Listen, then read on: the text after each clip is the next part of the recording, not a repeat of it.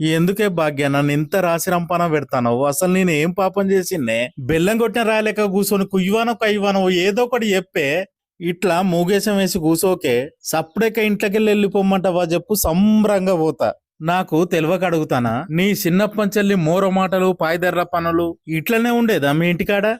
ఆ ఇట్లే ఉండకపోయేది. నా బాల్యం మొత్తం భయం భయంగా ఉండేది. రోడ్డు మీదకి పోతే భయపడేది, గట్టిగా గాలెత్తే భయపడేది, ఎవరన్నా నన్ను చూస్తే వాళ్ళ కండ్లకు భయపడేది, ఒంటరిగా ఉన్న భయపడేది, జనంలో పోతే భయపడేది, నా చిన్నతనంలో మా అవ్వయ్యకు భయపడేది, నేను ఇంటికి చిన్నదాన్ని కాబట్టి మా అన్నకు మా అక్కకు కూడా భయపడేది. మరి అంతగానం భయపడిందని విని నన్నెందుకే గోస ఊచుకుంటావు?